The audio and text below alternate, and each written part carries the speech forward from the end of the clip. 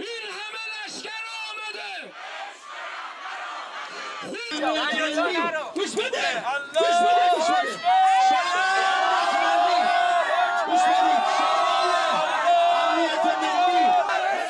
ትናንት ከአሜሪካና እስራኤል ከሰማይ እንደ በረዶ የሚዘንብባቸውን የሞት እሳት ሲሸሹ በከባድ ድንጋጤና በጭንቅ ተውጠው የነበሩት ኢራናውያን ዛሬ በቴህራን አደባባዮች ያለምንም ስጋት በደስታ ጎርፍ ተጥለቅልቀዋል። በሺዎች የሚቆጠሩ ወጣቶች፣ አርቲስቶችና ተማሪዎች በኃይል ማመንጫዎችና በድልድዮች ዙሪያ እጅ ለእጅ ተቆላልፈው የሰው ሰንሰለት ሰርተው ሞትን ለመጋፈጥ ቆመው በነበረበት በዚያ አስፈሪ ቅጽበት ዓለምን ወደ ከፋ ቀውስ ሊከታት የሚችለው ጦርነት ደመና ለ2 ሳምንታት የሚቆይ የተኩስ አቁም ስምምነት በድንገት ተገፍቷል። ያለፉት 6 ሳምንታት መላው ዓለም በስጋት ሲናጥ የሰነበተባቸው የመካከለኛው ምስራቅ ምድርም በሚሳኤልና በድሮን ውርጅብኝ ስትታመስ የቆየችባቸው የታሪክ ክፉ ጠባሳዎች ነበሩ። በተለይም የመጨረሻዎቹ የድርድር ሰዓታት የዓለምን ትንፋሽ ያስቆሙ ነበሩ።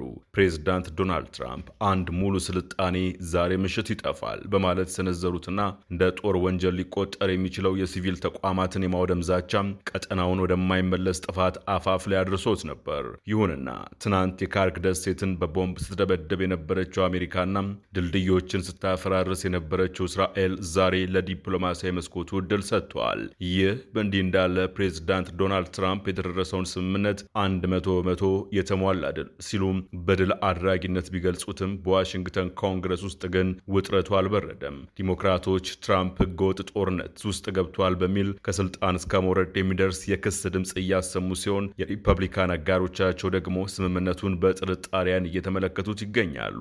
በሌላ በኩል ኢራንም አሸናፊው ባለድሉ እኔ ነኝ ብላለች። በፓኪስታን አደራዳሪነት የተገኘው ይህ የ2 ሳምንት እፎይታም በቀጣዩ አርብ በኢስላማባድ በሚደረገው ድርድር ላይ የሁለቱን ሀገራት የወደፊት ዕጣ ፋንታም ይወስናል። With that breaking news, a last-minute deal tonight between the U.S. and Iran to stop the fighting at least temporarily after 38 days of joint U.S.-Israeli military operations against Iran, known as Operation Epic Fury. ዓለም ትንፋሿን የዋጠችበት ያቺ ምሽት ሰዓታት እየነጎዱ ነው። የትራምፕ የጥፋት ድግስ እየተቃረበ ባለበት ወቅት የኢራን ሚሳኤሎች መካከለኛው ምስራቅ ላይ እንደ ዶፍ ዘነቡ።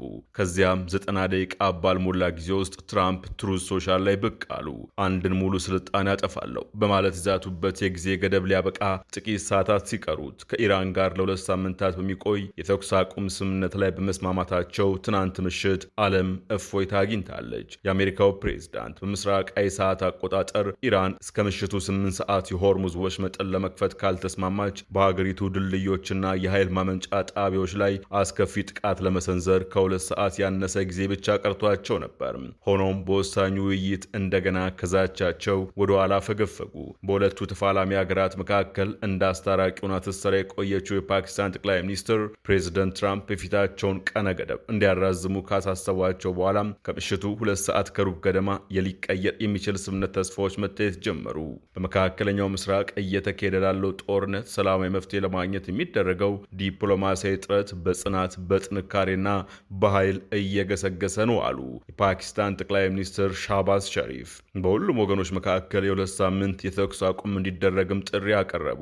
በአንድ ሰዓት ጊዜ ውስጥ ትራምፕም ሆኑ ቴህራን ስለቀረበው ሐሳብ ግንዛቤ የነበራቸው ሲሆን በውይይትም ላይ ተሳትፈዋል። የአሜሪካው ፕሬዝዳንት ሁለቱም ወገኖች ከባድ ድርድር ላይ መሆናቸውን ቢገልጹም ድርድሩ እንዴት እየሄደ እንደሆነ ከመናገር ተቆጠቡ። ኢራን በበኩሏ ጥያቄውን በበጎ ጎኑ እየገመገመችው ነው ተባለ።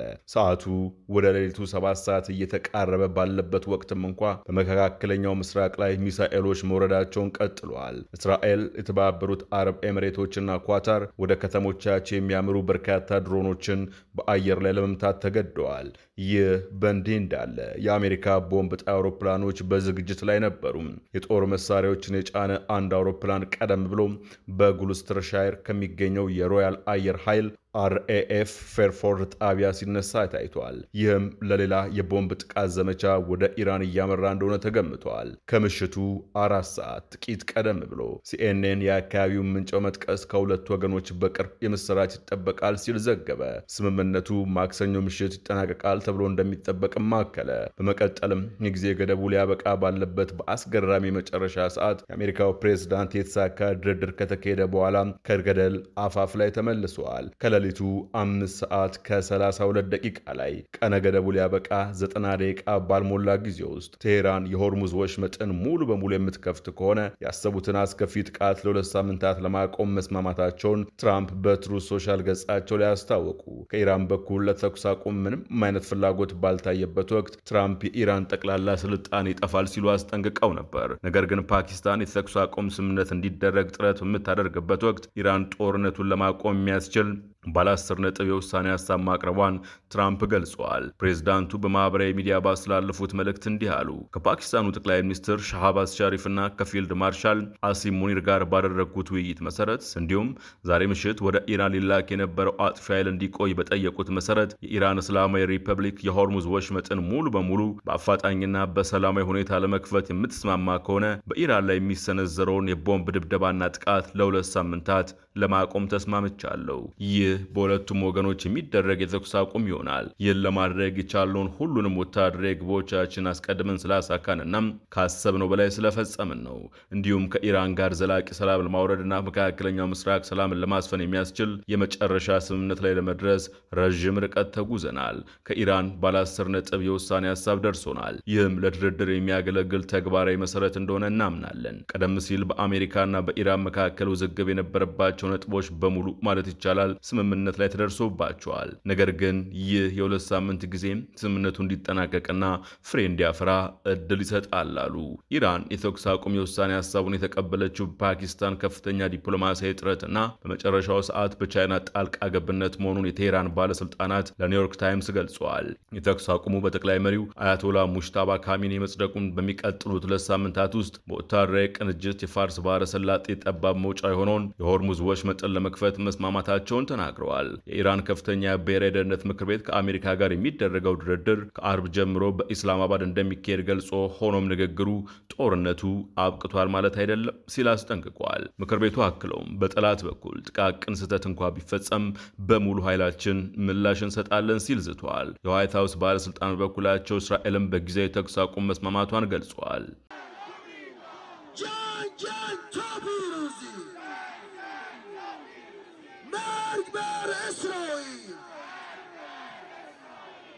ይህ የመጨረሻው ሰዓት መግለጫ የተሰማው አሜሪካ ትናንት የሃርክ ደሴትን በቦምብ ከደበደበችና እስራኤል በእስላማዊቷ ሪፐብሊክ ውስጥ የሚገኙ ድልድዮችን፣ የባቡር ሀዲዶችና መንገዶችን በከባድ ጥቃት ካወደመች በኋላ ሲሆን ሁለቱ አጋሮች ለከፍተኛ የጦርነት መባባስ መሰረት እየጣሉ እንደነበረ ታይቷል። ኢራንም ለዚህ በሰጠችው ምላሽ ወጣቶች፣ አትሌቶች፣ አርቲስቶችና የዩኒቨርሲቲ ተማሪዎች በሙሉ በድልድዮችና በኃይል ማመንጫ ጣቢያዎች ዙሪያ እጅ ለእጅ ተያይዘው የሰዎች ሰንሰለት እንዲሰሩ ጥሪ አቅርባ ነበር። በሺዎች የሚቆጠሩ ሰዎች በእነዚህ ስፍራዎች በተሰባሰቡበት ወቅት ምክትል ፕሬዝዳንት ጄዲ ቫንስ እስካሁን ለመጠቀም ያልወሰንባቸው መሳሪያዎች በእጃችን ይገኛሉ ሲሉ ለቴሄራን አስፈሪ ማስጠንቀቂያ ሰጥቷል። ዋይት ሀውስ ግን ቫንስ የኒውክሌር ጦር መሳሪያ ለመጠቀም እያሰቡ እንዳልሆነ አስተባብሏል። ትራምፕ ቀደም ብሎ በትሩዝ ሶሻል ላይ ባሰፈሩት ቀስቃሽ መልእክት ጫናውን አክርረውት ነበር። እንዲህም ብለው ጽፈው ነበር። ዛሬ ምሽት አንድ ሙሉ ስልጣኔ ይጠፋል፣ ዳግመኛም ተመልሶ አይመጣም። ይህ እንዲሆን አልፈልግም፣ ግን ሳይሆን አይቀርም። ይህንን የመጨረሻ ማስጠንቀቂያ ከሰጡ በኋላ ምናልባትም በታሪክ ታይቶ የማይታወቅ አስደናቂ ነገር ሊፈጠር ይችላል ሲሉ ጠይቀዋል። ይህ የ2 ሳምንት ተኩስ አቁም ስምምነት እንዲደረስ ግን ፓኪስታን ከፍተኛው ሚና ተጫውታለች። ፓኪስታን ባለፉት ጥቂት ሳምንታት በኢራንና በአሜሪካ መካከል መልእክቶችን በመላላክና እንዳገናኙና ስትሰራ ቆይታለች። ሀገሪቱ ከኢራን ጋር ታሪካዊ ግንኙነትና የጋራ ድንበር ያላት ሲሆን ግንኙነታቸውም ዘወትር የወንድማማችነት በማለት ትገልጸዋለች። ከአሜሪካ ጋር ያለውን ግንኙነት በተመለከተ ፕሬዝዳንት ትራምፕ የፓኪስታን የጦር ኃይሎች ጠቅላይ ኤታማዦር ሹም ፊልድ ማርሻል አሲም ሙኒርን የምወደው ፊልድ ማርሻል በማለት የገለጿቸው ሲሆን እርሳቸውም ስለ ኢራን ከማንም በላይ እንደሚያውቁ ተናግረውላቸዋል። ይህንን ስምምነት ተከትሎ በዩናይትድ ስቴትስ የሚገኙ ፖለቲከኞች ከኢራን ጋር የተደረገውን የተኩስ አቁም ስምምነት በአብዛኛው በበጎ የተቀበሉት ቢሆንም አንዳንድ የፕሬዝዳንት ዶናልድ ትራምፕ የሪፐብሊካን ፓርቲ አጋሮች ሊደረግ ስለሚችለው ስምምነት ያላቸውን ጥርጣሬ ገልጸዋል። በሌላ በኩል ዲሞክራቶች ህገወጥ ጦርነት በሚሉ ድርጊት ላይ ተጠያቂነት እንዲሰፍን ዳግም ጥሪ አቅርበዋል። የቀድሞ የትራምፕ አጋርና በኮንግረስ ውስጥ በኢራን ላይ ጠንካራ አቋም በመያዝ ከሚታወቁት መካከል ዋነኛው የሆኑት ሴናተር ሊንድሴ ግርሃም ዲፕሎማሲያዊ አማራጩን እንደሚመርጡና ዲፕሎማሲያዊ መፍትሄ ለመፈለግ ጥረት ያደረጉ አካላትን ሁሉ ልፋት እንደሚያደንቁ ገልጸዋል። ይሁን እንጂ ስለ ተኩስ አቁም ስምምነቱ በሚወጡ ዘገባዎች ዙሪያ እጅግ ከፍተኛ ጥንቃቄ እያደረጉ መሆናቸውን ተናግረዋል። ትራምፕ ማክሰኞ ዕለት እንደገለጹት አሜሪካና ኢራን ለማያሻማ ስምምነት ረዥም ርቀት ተጉዘዋል ያሉ ሲሆን የቴህራን ባለ 10 ነጥብ እቅድም ለድርድር የሚሆን ተግባራዊ መሰረት ሲሉ ገልጸውታል። የወደፊቱ ስምምነት ይዘት ምን ሊሆን እንደሚችል እስካሁን ግልጽ ባይሆንም የኢራን ባለስልጣናት ግን ባለ 10 ነጥብ እቅዱ በኢራን ላይ የጣሉ ማዕቀቦች እንዲነሱና ሀገሪቱ በሆርሙዝ ወሽመጥ ላይ ያላትን ቁጥጥር እንድታስቀጥል የሚፈቅድ መሆኑን ይናገራሉ። እንደ ኢራን መገናኛ ብዙሃን ዘገባዎች ከሆነ የውሳኔ ሀሳቡ አሜሪካ ኢራን በሀገር ውስጥ የምታከናውነውን የዩራኒየም ማበልጸግ ሂደት እንድትቀበልም ይጠይቃል። ሴናተሩ አክለውም ኢራን ወደ ዩራኒየም ማበልጸግ እንድትመለስ ሊፈቀድላት እንደማይገባ ተናግረዋል። ጦርነት ማስቆም መልካም ነው ሲሉ ዲሞክራቱ ሴናተር ሮበን ጋሌጎ በኤክስ ገጻቸው ላይ ጽፈዋል። ዩኒፎርም የለበሱ ወንዶችና ሴቶች ልጆቻችን ከአደጋ ውጭ ስለሚሆኑ ደስተኛ ነኝ። ወደዚህ ጦርነት ለምን እንደገባን የድርጊቱን ህገወጥነት እንዲሁም የትራምፕ አስተዳደር ተጠያቂ እንዲሆን ስለማድረግ መተቸት እንችላለን። አሁን ላይ ግን እፎይታ ተሰምቶኛል ብለዋል። በተወካዮች ምክር ቤትና በሴኔት ውስጥ የሚገኙ መሪዎችን ጨምሮ የትራምፕ የቅርብ ፓርቲ አጋሮች የተኩስ አቁም ስምምነት እንደታወጀ በጉዳዩ ላይ የሰጡት አስተያየት የለም። ይሁን እንጂ አንዳንድ የጦርነቱ ደጋፊዎች ትራምፕ በኢራኑ እቅድ ላይ ሙሉ በሙሉ አለመስማማታቸውን አጽንኦት ሰጥተው ገልጸዋል። እንደነርሱ አባባል የተኩስ አቁሙ ለጊዜው ግጭቶችን ማቆሚያ ብቻ ሲሆን ጦርነቱ ዳግም የመቀጠል እድሉ ከፍተኛ ነው ይላሉ። ለትራምፕ ቅርብ የሆኑት ቀኝ ዘመም አክቲቪስት ላውራ ሉመር የተኩስ አቁሙ ውድቅ ይሆናል ሲሉ ተናግረዋል። ይህ ድርድር ለሀገራችን ጉዳት ነው፣ ከዚህ ያገኘነው ምንም ነገር የለም፣ በኢራን ያሉ አሸባሪዎች ግን እያከበሩት ነው ሲሉ በኤክስ ገጻቸው ላይ ጽፈዋል። ሰዎች ለምን ይህን እንደ ትልቅ ድል እንደሚቆጥሩት አልገባኝም ሲሉም አክለዋል። ለትራምፕ ቅርብ የሆኑትና ሌላው የእስራኤል ደጋፊ ተንታኝ ማርክ ሌቪን የፕሬዝዳንቱን ተፈጥሯዊ ዝንባሌ ቢያምኑም ጦርነቱ ግን ገና እንዳልተጠናቀቀ ገልጸዋል። ስለ ኢራን ሲናገሩም ይህ ጠላት አሁንም ያው ጠላት ነው፣ አሁንም በሕይወት መኖራቸውን ቀጥለዋል ሲሉ ተናግረዋል። ሌሎች ዲሞክራቶች ትራምፕ ጦርነቱን በመጀመራቸው ተጠያቂ እንዲሆኑ ጥሪ ያቀረቡ ነው። ከኢራን ጋር የተኩስ አቁም ስምምነት መደረጉን የሚገልጹ ዘገባዎችን በመስማቴ ደስተኛ ነኝ። ነገር ግን ገና ከመጀመሪያውኑ በዚህ ህገወጥ ጦርነት ውስጥ መገኘት አልነበረብንም ብለዋል ሴናተር ኤድ ማርኪ። በተጨማሪም ዶናልድ ትራምፕ የጦር ወንጀል እፈጽማለሁ እያሉ እንዲህ በዝምታ ሊታለፉ አይገባም። ይህንን ጦርነት ለማስቆምና ዶናልድ ትራምፕ ከስልጣን ለማንሳት ኮንግረሱ በአስቸኳይ ስብሰባው መቀጠል ይኖርበታል። በአሜሪካ ህገ መንግስት መሰረት ጦርነት የማወጅ ስልጣን ያለው ኮንግረሱ ብቻ ነው። ዓለም አቀፍ ህግ ደግሞ የሲቪል መሰረተ ልማቶችን ኢላማ ማድረግ የጦር ወንጀል ነው ሲል ይበይነዋል። የኮንግረሱ አባል አሌክሳንድሪያ ኦክሲዮ ኮርቴዝ የተኩስ አቁሙ ምንም የሚቀይረው ነገር የለም ያሉ ሲሆን ትራምፕ በጦርነቱ ምክንያት አሁንም ከስልጣን መውረድና ተጠያቂ መሆን እንዳለባቸው አጽንኦት ሰጥተዋል። ፕሬዝደንቱ በኢራን ህዝብ ላይ ዘር ማጥፋት ወንጀል እንደሚፈጽሙ ዝተዋል። አሁንም ያንን ዛቻ እንደ መጠቀሚያ እያደረጉት ይገኛሉ ሲሉ ኦክሳዮ ኮርቴዝ በኤክስ ገጻቸው ላይ ጽፈዋል። ያለምንም በቂ ምክንያት አመክንዮ ወይም የኮንግረስ ፍቃድ ከፍተኛ አደጋና አስከፊ መዘዝ ያለው ግዙፍ ጦርነት ከፍተዋል። ይህም እንደ ማንኛውም ድርጊት ግልጽ የሆነ የህገ መንግስት ጥሰት ነው። በመብት ተሟጋቹ ዳውን ዳይሬክተር የሆኑት ራኤድ ጃራር በኩላቸው የአሜሪካ ህግ አውጪዎች ትራምፕ በኢራን ላይ ጦርነት ለመክፈት ያሳለፉትን ውሳኔ ሊመረምሩት ይገባል ብለዋል። ይህ ጦርነት እንዴት እንደተጀመረ፣ ማን ፍቃድ እንደሰጠው፣ ማን እንደተጠቀመበትና ለእያንዳንዱ ለተገደለ ንጹህ ዜጋ ማን ተጠያቂ እንደሚሆን ኮንግረሱ በአስቸኳይ ምርመራ መጀመር አለበት ሲሉ ጃራር ለአልጀዚራ ተናግረዋል። ይህ የተኩስ አቁም ያለፈውን ስህተት አያጥብም፣ ይልቁንም የተጠያቂነት መጀመሪያ ሊሆን ይገባል ብለዋል። ስምምነቱን ተከትሎ ሁለቱ በየፊናቸው አሸንፈናል እያሉ ነው አሜሪካና ኢራን። የአሜሪካው ፕሬዝዳንት ዶናልድ ትራምፕ ማክሰኞ ዕለት ለኤኤፍፒ እንደተናገሩት ከኢራን ጋር የ2 ሳምንት የተኩስ አቁም ስምምነት ላይ ከተደረሰ በኋላ ዩናይትድ ስቴትስ ፍጹምና የተሟላ ድል ተቀዳጅታለች። ትራምፕ በተኩስ አቁሙ ድል ማግኘታቸውን እየገለጹ እንደሆነ በአጭር የስልክ ጥሪ ሲጠየቁ ፍጹምና የተሟላ ድል ነው 100%፣ በዚህ ላይ ምንም ጥያቄ የለም ሲሉ ምላሽ ሰጥተዋል። ልክ እንደ አሜሪካ ሁሉ ኢራንም የጦርነቱ ድል አድራጊ ነኝ ብላለች። ግን ማስጠንቀቂያም አላት። የኢራን የውጭ ጉዳይ ሚኒስትር አባስ አራቺ በኤክስ ገጻቸው እንዲህ ሲሉ ጻፉ። በኢራን ላይ የሚሰነዘሩ ጥቃቶች ካቆሙ የእኛ ኃይል ታጠቁ ኃይሎች የመከላከያ እርምጃዎቻቸውን ያቆማሉ። አራቺ በመግለጫቸው ለውድ ወንድሞቻችን ለፓኪስታን ጠቅላይ ሚኒስትር ሻህባዝ ሸሪፍና ለፊልድ ማርሻል አሲም ሙኒር ያላቸው ምስጋናና አድናቆት ገልጠዋል። በቀጠናው ያለውን ጦርነት ለማቆም ላደረጉት ያልተቆጠበ ጥረትም አመስግነዋቸዋል።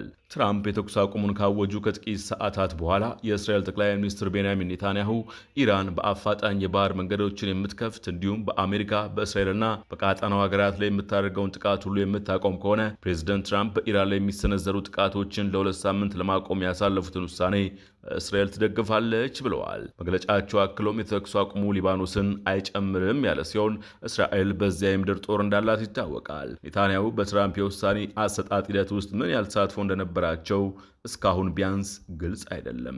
ድርድሩን ስታስተካክል የቆየችው ፓኪስታን ሁሉንም ውዝግቦች ለመፍታት የሚያስችል የመጨረሻ ስምምነት ላይ ለመድረስ እንዲቻል ልዑካን ቡድኖቹ አርብ ዕለት በኢስላማባድ እንዲገናኙ ግብዣ አቅርባለች። የዋይት ሀውስ የፕሬስ ሴክሬታሪያት ካሮሊና ሌቪት በአካል ስለሚደረጉ ንግግሮች ውይይት የተደረገ መሆኑን አምነው፣ ሆኖም በፕሬዝዳንቱ ወይም በዋይት ሀውስ በይፋ እስካልተገለጸ ድረስ ምንም የተረጋገጠ ነገር የለም ብለዋል። በመጨረሻም የቴሄራን ሰማይ ለሳምንታት ሲጠፋ የነበረውን የሚሳኤል ሰዓት አቁሞ ዛሬ ኮከቦችን ማሳየት ጀምረዋል። ይሁን እንጂ የ2 ሳምንታት ተኩስ አቁም የጦርነቱ ፍጻሜ ነው ወይስ ለታላቁ ማዕበል ትንፋሽ መውሰጃ የሚለው ጥያቄ አሁንም ምላሽ አላገኘም። ዶናልድ ትራምፕ የድል ታፔላ ለጥፈውበታል። ኢራናውያን በአደባባይ እየጨፈሩለት ነው። ዲፕሎማቶችም በኢስላማባድ ሆቴሎች ለወሳኙ ድርድር እየተሰናዱ ናቸው። ነገር ግን ከዚህ የ2 ሳምንት እፎይታ በስተጀርባ አሁንም በሊባኖስ ምድር የእስራኤል መድፎች እያገሱ ነው። በዋሽንግተን የስልጣን ኮሪደሮችም የክስ መዝገቦች እየተገለጡ ናቸው። የዓለም ሰላም በ2 ሳምንት የጊዜ ገደብና በሁለት ሀገራት ፍላጎት ላይ ተንጠልጥላለች። ዛሬ በቴህራን አደባባይ የሚታየው ደስታም ወደ ዘላቂ ሰላም ይሻገር ወይስ እንደ በረዶ ቀልጦ ዓለምን ወደማይመለስ ፍጥጫ ይከታታል? የዚህ ጥያቄ ምላሽ የሚገኘው በታሪክ መዝገብ አይደለም፣ በመጪዎቹ 14 ቀናት የዲፕሎማሲ ቁማር ውስጥ እንጂ። እስከዚያው ግን ለ6 ሳምንታት ሲርበደበሉ የነበሩ ንጹሐን ዛሬ ማታ ያለምንም ስጋት ይተኛሉ። ነገ ደግሞ ሌላ ቀን ነው። የዛሬው ጥንቅር በዚሁ ተጠናቀቀ። ጤና ይስጥልን።